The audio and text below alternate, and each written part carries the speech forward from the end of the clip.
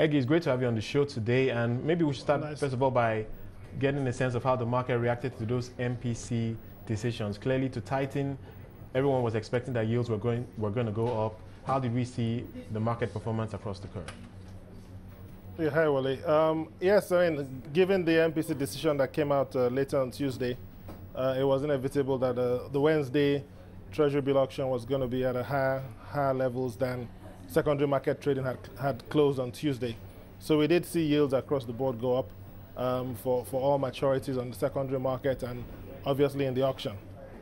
All right, and let's talk a bit about the auction itself, because what I'm hearing is that there was a lot of demand on the longer end. We're talking about the 365-day T-bill as opposed to the 91-day T-bill.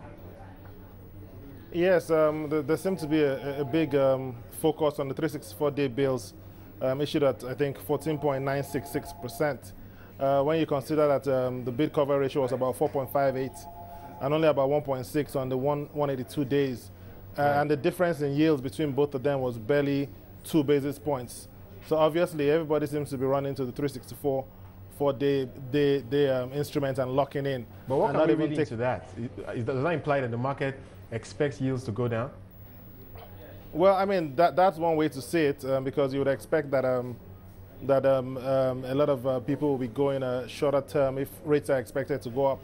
Right. But since rates are, it will seem the market thinks rates are going down.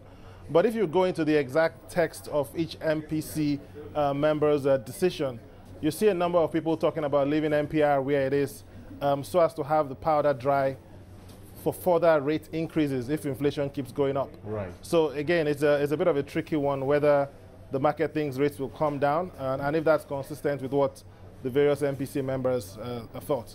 Well, clearly, I think very few will think that the move we've seen so far is a silver bullet to curb inflation. But let's talk a bit about your thoughts on the impact of all of this on state bond issuance.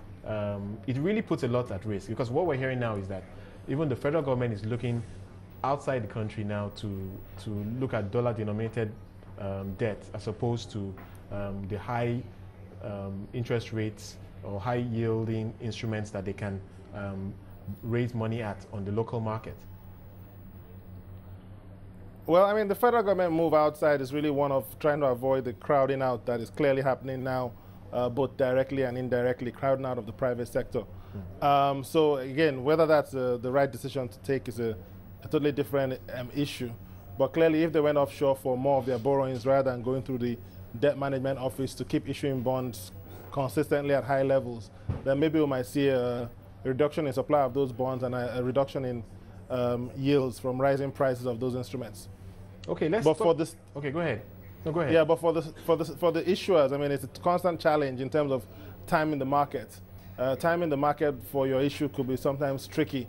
Right. Those issuers who came to the market in September last year were criticized for coming in at like 7-year 14%, right. And within a few weeks they were looking very smart. So general rule is to go in when you need the money rather than trying to time your entry. Okay, so let's move to the corporates, and of course Access Bank is leading the way this year with the Eurobond. I hear that it's a 5-year and it's yielding somewhere around 7%. Do you think other corporates are going to take this route? Is this an option that you think other corporates should look at? And which corporates do you think will be more successful if they looked outside Nigeria to raise debt? Well, we already have two other issues going to the market. I believe Diamond and First Bank have announced they're going to do Eurobond issues. Right. So we know those. I mean, generally, the banks are normally the first to lead because they're the ones with well-established foreign credit exposures and credit ratings. And so I would expect a number of other banks to follow their lead. Right. But the thing to bear in mind is when you look at the Access Bank instrument that started trading this week, traded up slightly in line with most instruments, now yielding about 7.19. It's rated the same B plus as the GT instrument that is yielding about 5.72%.